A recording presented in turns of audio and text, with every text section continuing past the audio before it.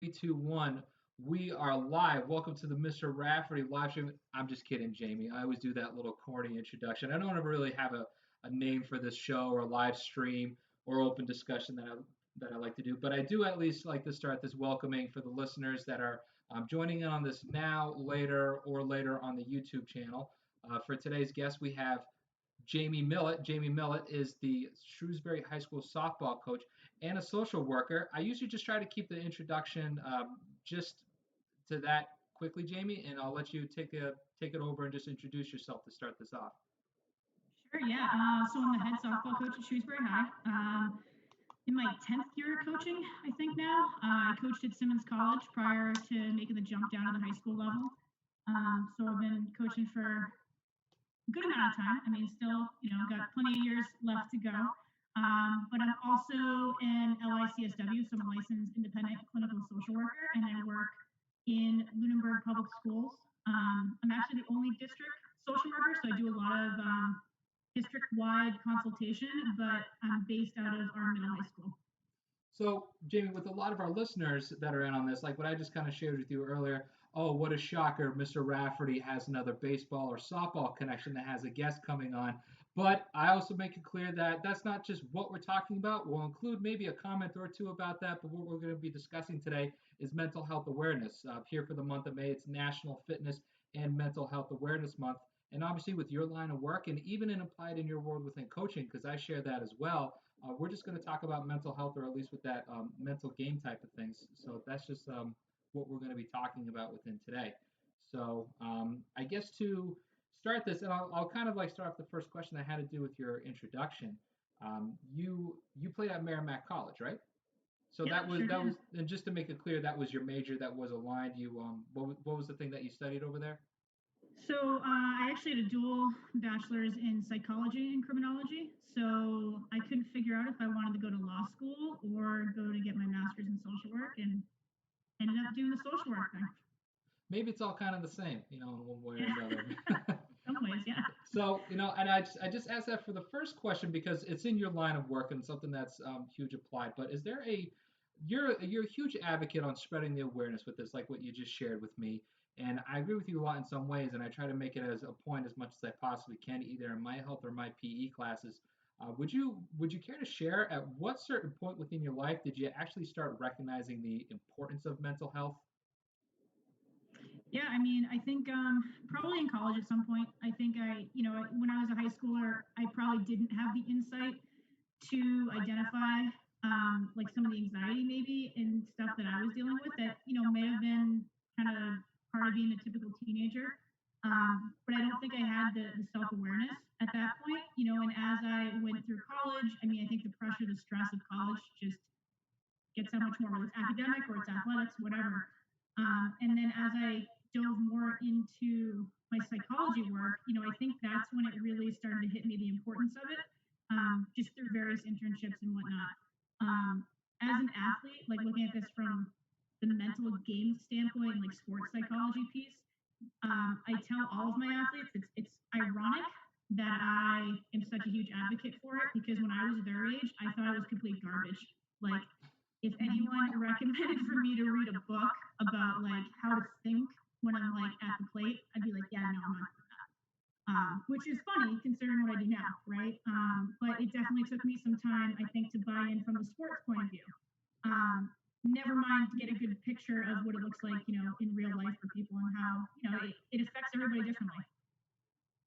So I kind of have a little similarities to share with you there too. It was in school, in college, that I actually kind of recognized that that existed in general. I first came across it with a book. How ironic! And it really there has to be a statistic like once you turn 22 years old, you actually start gaining an interest in reading because I mean we'll make it completely clear. Anyone that's listening in on this is not so enthusiastic about reading, and they know that I'm enthusiastic about reading, and they roll their eyes. But that's how I first came across it on just its existence on the mental awareness and how it's applied within sports. And it was really, I didn't have that major in psychology like what you had in that line of schooling. So it was really just through my interaction with people and just recognizing that there's hundreds of thousands of millions of different kind of people out there, And just to apply within the psychology, there are all different ways of thought process and things that just make people tick. And just having that, I guess, that breadth and that depth in talking and communicating to people kind of just contribute towards my interest in how it's applied and how I use it just within my classes and my schooling as well. So, I kind of like how this has turned into a hybrid, either sporting or classroom type of thing, because I'm sure a lot of students or athletes have that preconceived notion that, oh, you're this mental health means you just there's you think that there's something wrong with you, or you think you have this type of problem and you only really need to address it when you really need it, or when you've hit rock bottom, if you will, or when things are really bad. I mean, do you agree with that kind of preconceived notion, or would you kind of put it in a different term? The way, I do get that question a lot. I go into, even up in Winterberg, I go into classes and we do presentations with some of the kids, just on general mental health. And I do get that question, I think, without fail, every presentation. And, honestly, I think that mental health applies to everybody. Like, everybody has mental health. It doesn't necessarily mean you have a diagnosis per se. It's all about how you take care of yourself and your emotional well being, you know? So, in some ways, it's like, I think for people, rock bottom is different, Some people have better self awareness than others. The threshold for stress and tolerance for stress is different in each and every one of us. So, I get where the question comes from, but I think we all have the or need to be more self-aware about where we're at. I mean, everyone's experiencing anxiety at some point in their life. Um, Anyone who tells me they're not like a little anxious right now in this pandemic, I think is full of it. Right? We're all a little stressed, we're all a little anxious. To be sad and depressed at times happens in life. It's just being mindful of not unpacking and living there and it becoming a bigger issue where it impacts your day-to-day functioning. I think that's when you cross the line from like mental health to mental health disorder or mental illness. Which it could be mistaken for either way. That's what I believe. Exactly. Whether you mistaken anxiousness for anxiety or anxiety for anxiousness. Just for a little side off question, because I mean this is something that I can certainly answer. How different how different is it from when you were in high school, the support that is around for students and student athletes in public schools compared to today?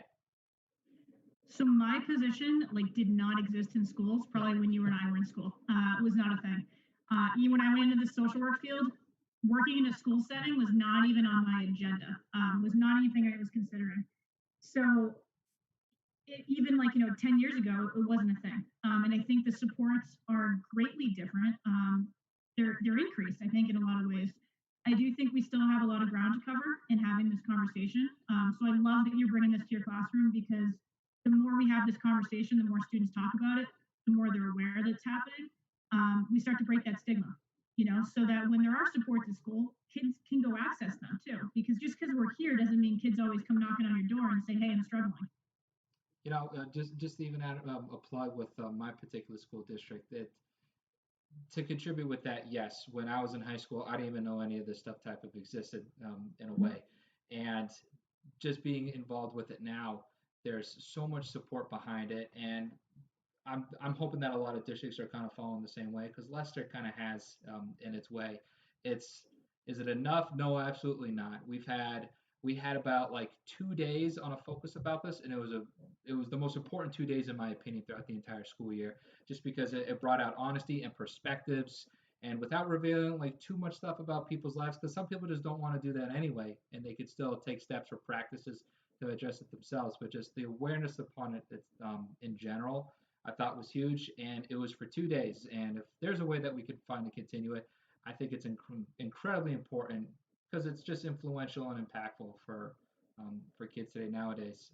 I say nowadays because in the world that we all live in now, we were just talking about our sports teams that lost their seasons and whatnot. So there's just one small little example and snippet right there. But Yep.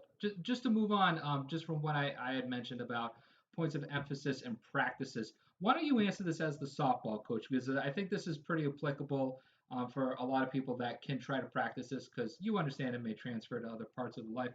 What's your favorite points of emphasis or mental game practices that you like to share with your players? We do a lot of this work. If my kids were here, they'd probably laugh because they know how much I enjoy this. So Mine we would do a too. ton Yeah. of classroom work. Yeah, we do so much of it. I try and build in like in a typical season, like 1 to 2 hours of classroom time. So whether it's team building activities or doing some like self-reflective work, a lot of what we do, to give you the fancy clinical term for it, which you probably do all the time with your athletes, it's basically it's cognitive behavioral therapy. So you're looking at how do your thoughts impact your feelings, impact your behavior.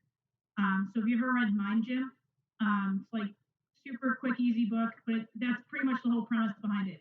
So if you are a golfer, I don't golf probably for this reason. I'm terrible, but if you're like get up for that final putt and you think, "Wow, I suck. I'm terrible. This is never going to happen for me." You're probably going to miss, right? Hmm. Uh, if you're a little bit more optimistic and you have some more positive self-talk, like I can do this, I've done this before, I've hit this shot in practice, it does make you more confident. Not saying you're going to hit that shot 100% of the time, but it does put you in a much better position for success. So that's something that we talk a lot about with my athletes is like, how do you approach your at bats? How do you approach when you're on the mound pitching, pitch to pitch? What is your internal dialogue saying? I say to the kids all the time, I'm like, if your thoughts were projected up on the scoreboard, would you want people to see them? Would you want me to see them? And sometimes you're going to have those thoughts that are not so appropriate, and I get that. But you don't want to live there. You want to try and stay as positive as you can and build that resiliency in your athletes so that they can turn that switch from negative to positive. Not to put a super plug in for baseball, softball, because I'm sure you've gotten this with all of your interviewees, but this game is full of failure. There's so much failure. A great hitter fails 7 out of 10 times. So in order for these kids to be able to learn to fail and kind of fail forward, you got to have that positive mindset and you got to have that adaptability.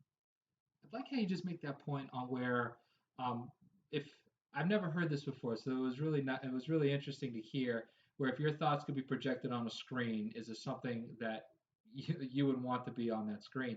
Um, like I can see the connection behind performance, but then emotion that goes behind it, and Yeah. which is a big point that I make within it. And you actually reminded me of this one line that I've heard. I'm kind of going off the top of my head, so I'll try to be as accurate as I can with it. But a similarity with that is a saying that goes like, you can't control the way you act. The way you act is the way you feel. The way you feel is the way you think. You can Yeah. control the way you think because the way you think is the way you feel, and the way you feel is the way you act.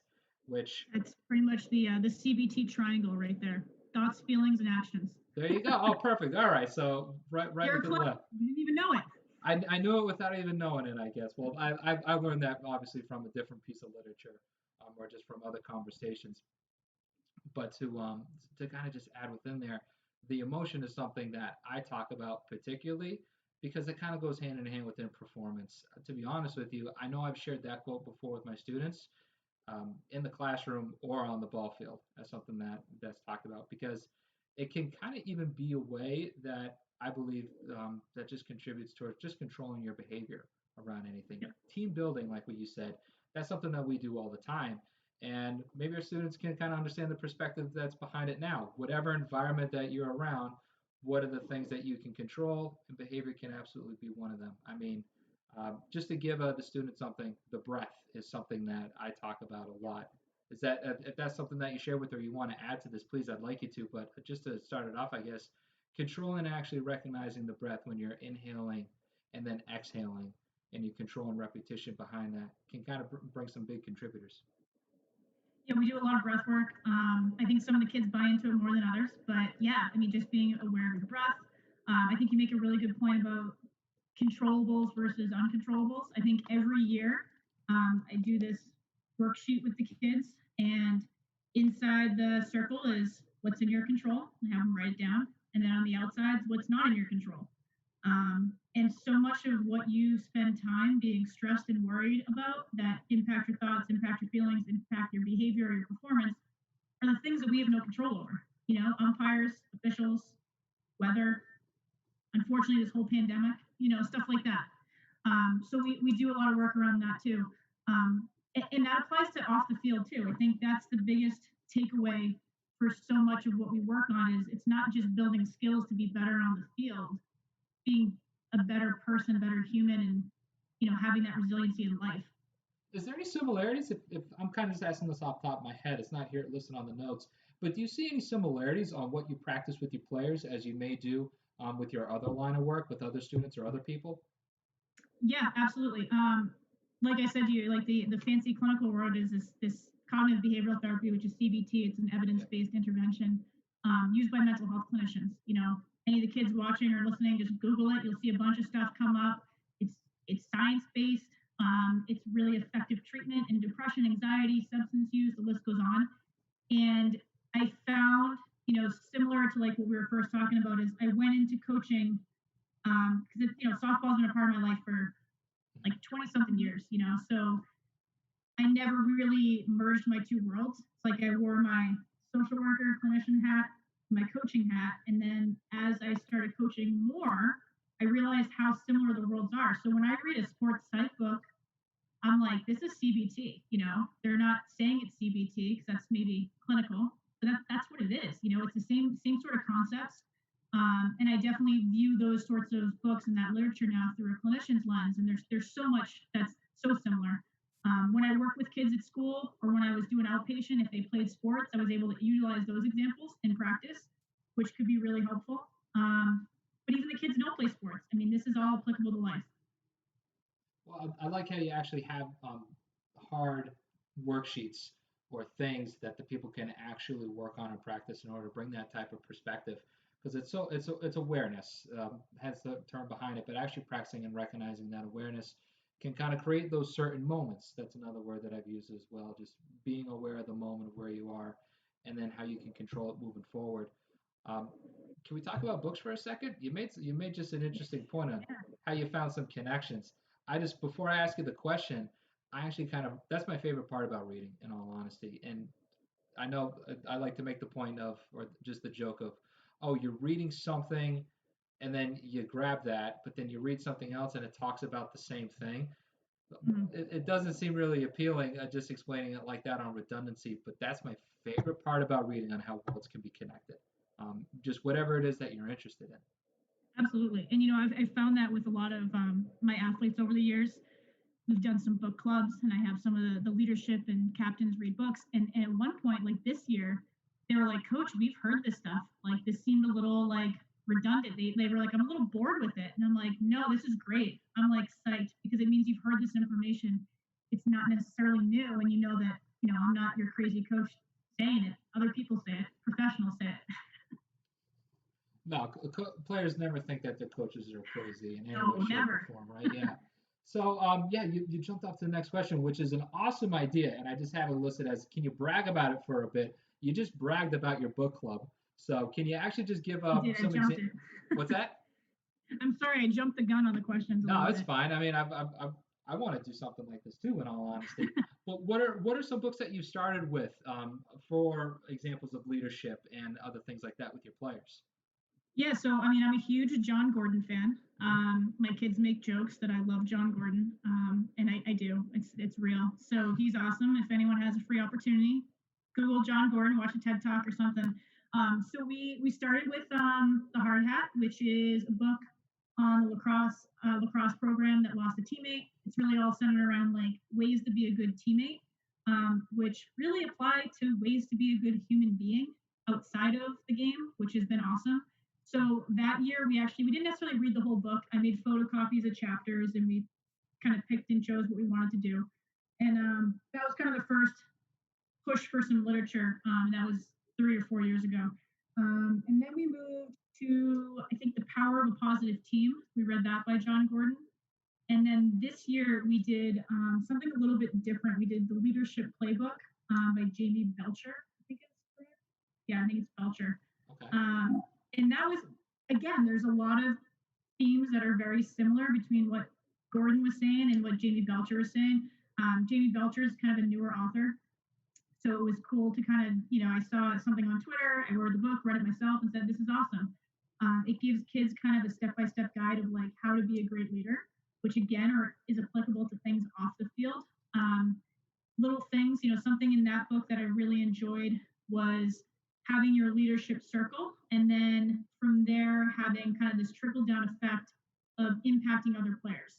So it encourages, leaders like you pick 3 or 4 of your closest teammates and you try and positively impact them. Well, then they're going to take your message and they're going to send it to their next 3 or 4 closest people. So you have this domino effect. So it really speaks to the power that one person can have through, like, 9, 10, 12 derivatives of connection. And sometimes that reaches way further than any coach can have. It's so important to have positive leaders on your team. It's not very so seldom for me to just go ahead off the notes, just off of what you just brought. But let's just bring this full circle for a second. I mean, on the theme of our conversation for today with mental health, I love how you started it with just printing out certain parts within your first John Gordon book that you mentioned to just slowly kind of bring it in. Um, and then it started turning into the actual whole entire books themselves that your players or students are reading, which is awesome. I love how that's progressed, and just the things that you mentioned there, just the influence and the positivity of from one person to another has to do with good decisions and moral values behind that. I mean, how much of a yin and yang is that back and forth of where um, just having that good set of principles and moral values contribute to mental health, and does mental health contribute to having moral values?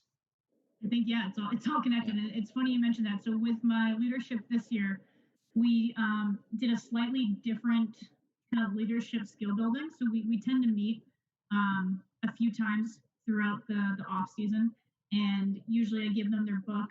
Usually it's like a Christmas or a Hanukkah gift. I give it to them around December, and I say, let's do this from now until March. So they read it. It's a little bit fresher for them going into the season. So we tend to meet like a little bit before that too. And we did some character building is what we did this year, because I do think it influences so much of how you are as a leader, how you impact others, gives you that self awareness about your mental health, and then it just becomes this back and forth cycle. So I used the book What Drives Winning through a lot of it. I didn't necessarily have the kids read it, but I came up with some assignments for them to really like step back and try and gain some perspective on whether it's a game or the people that support them. There was a whole bunch of different things we did. One of my favorite things we did, and I would have never guessed the season would have ended this way, is we did an activity where I had the seniors, or my captains, so it was 3 of my 6, write a letter to their sport. And in the letter, I wanted them to just self-reflect on, like, what has this game meant to them? What have they learned from it? What has been hard? What have been their struggles? And they were like, "Ooh, coach, this sounds like a therapeutic activity. I don't want to do this. I'm gonna have to talk about my feelings." They were like not into it. And then once they did it, they were like, "You know what? It was hard. It was uncomfortable, but it was kind of awesome." And now, I don't know if they've really been in a place emotionally to really look back at that. But I think given how their season and how their careers have ended, that letter is going to even be more telling. Now they have like an extra chapter to write to that letter. Because I'm sure there's a lot of things that they've now been more aware of with the adversity they've faced this spring. I I love the honesty that comes out with that. Just to be honest with yourself and to bring that perspective to your own self. I mean, I may have used this in one way or another, so part of my French behind it, because all of us have our own bullshit meter, and the worst thing that you want to do is do that to yourself. Type Yeah. type of just thought that I like to promote and bring out. That's all great stuff. I try to do as much as I can on bringing resources and literature like that. But coach, you're blowing me out of the water with this type of stuff, and I absolutely love it because it just creates that opportunity, and there's just a rewarding feeling behind either being a good person or doing the things that may seem like you don't want to do them, even though either you may put in the situation where you tell them that they have to do it. I do that as well, sure, because we understand the whole reason behind it and how rewarding it is just to take those steps that either better yourself, better the people around you, mental, physical, social, emotional, anything like that, which is just the whole purpose behind this. So, um, just from this, the experiences that you've had within your work and just within your players, teaching or coaching, I mean, it's, I guess not to, I guess all I'm just trying to say is that I'm applauding you for taking such awesome things like that and exposing it to the kids that are out there today. It's great. I like it. But having said Appreciate it. that, what's that? I don't know if the kids always appreciate it, but Well, yeah, but they will at some point. yeah, that's one Yeah, point that I make as well. Whether it's something that a student has to do that they don't want to do, or today is just not the day, and there's just some certain situation, I always just try to explain it. Just hey, there's you know just you can dislike us right now. You can dislike the situation right now. Go ahead and let us know when you understand the other side of it. Like that could be in five, exactly, 10 years down the exactly. road. I'll wait. I'll wait for you. I'll wait for you. Maybe you'll understand the perspective then, because Right. it's all part of a practice and experience, good or bad. I think that's one of the coolest parts about coaching or even the line of work that I do. When I'm a mental health clinician, I don't get to really connect and follow clients 10 years down the road. It's just not part of what's like ethical in terms of your relationships that Yeah. you build. But when it comes to coaching, like these kids are a part of my life and I hope to be a part of their lives for a long time.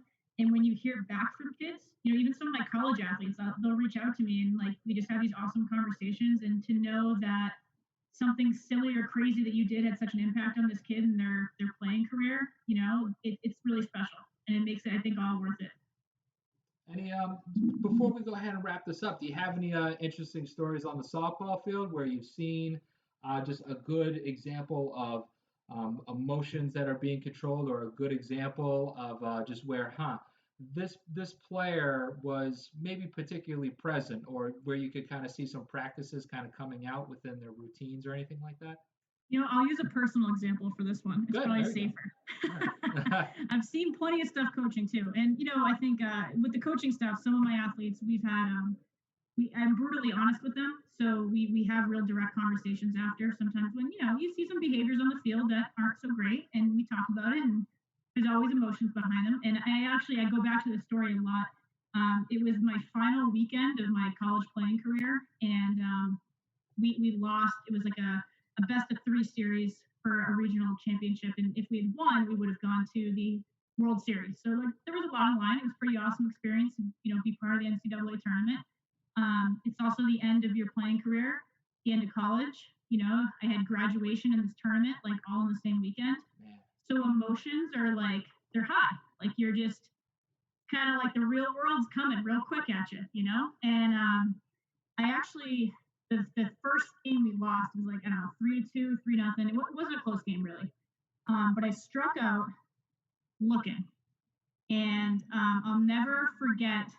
I was in the moment. I thought the umpire made a terrible, terrible call, and I may have voiced that I thought it was a bad call. I used some really bad language.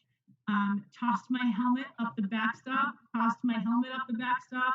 It was very uncharacteristic of me. I tried to really keep my emotions under control in the field. I usually waited, until I walked down the end of the dugout to lose it, and I couldn't. Like my lid popped, my bucket was full, it tipped over real fast.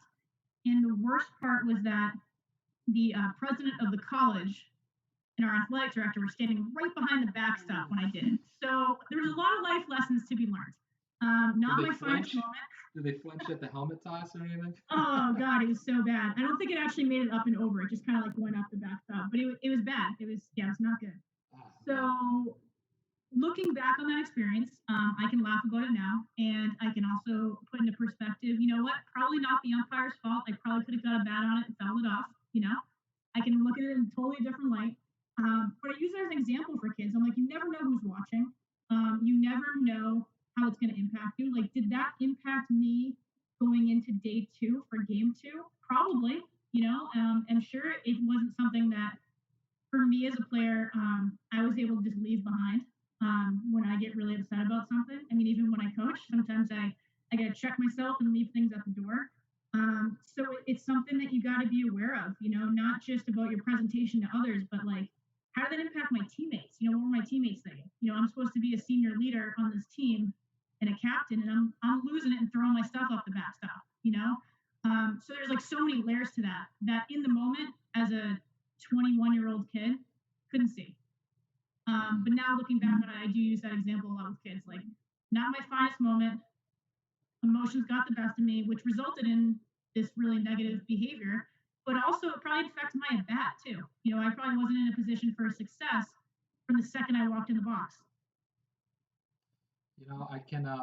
I was there at that point in time as you were sharing that story, Coach. Just because, I mean, I've had plenty of examples like that as well, with the same certain amount of swear words and the same number of equipment that's being thrown as well. It happens. It always happens in part of the learning, and it's just a great point on just the memories that follow looking back on that. It's ironic enough. I coach for the baseball team, and our field was actually the last field that I played on as a college ball player as well. And that loss of control story is actually a part of that as well. So I always, I tell just the players, and this also goes within students in the classroom as well, just on, always put into consideration the people around you and the memories that you're going to have behind this. And there's, some people get that, and at that point in time, there's some things that fall with it, and maybe some other things that don't. But like what you said before, it's all a learning experience, and you can at least look back on it then. Absolutely. Took me a few years, but we're there now, and it's something that I take into coaching. I think about how do my actions affect my players? What do they see? Mm-hmm. They tend to see more than you think they do, and they usually tell you after the fact. They don't think you see that moment when you like throw That's what. glasses in the dugout or something like that. Yeah, But that's they when you do. listen the See it. most. Yeah. Yeah. All right. Well, great. Jamie, thank you so much for coming on. That's all the questions that I have. Did you want to add anything at all for just with what we've been talking about today? No, I mean, I would just encourage if any of your students are interested in like sports in psychology, like look into this stuff. I guess this was not a field that was a thing probably when we were kids growing up. It was kind of like mental health was one thing, and then sports was another, and there's definitely this merger of the two worlds. And if it's something people are interested in looking at and like following careers and educational paths in, like do it. That's probably my biggest regret is I love my two jobs, but I wish I almost took the sports psych route and got to do a little bit of both together. Not that I don't, but it just would have been a little bit different educational path for me. All part of the life journey for sure. Sure is. Well, Jamie Millet, thank you so much for coming on. And just to fill you in before we sign you off, you have a couple students here just that mentioned on the chat. You can't see it, but I can on the software that I'm using. There's a couple that I've added a few comments to say hi and hello. So you had a little bit of a crowd today. So I just Excellent. wanted to at least mention that. How's it going, everyone? But yeah, we're all finished up for now. We're all done. But I'm going to stop recording. Can you stay on this just for a second, Yeah, just to absolutely. talk? All right, cool. Thanks, Jamie. But as for everyone else, thanks for listening and talk to you soon. Bye.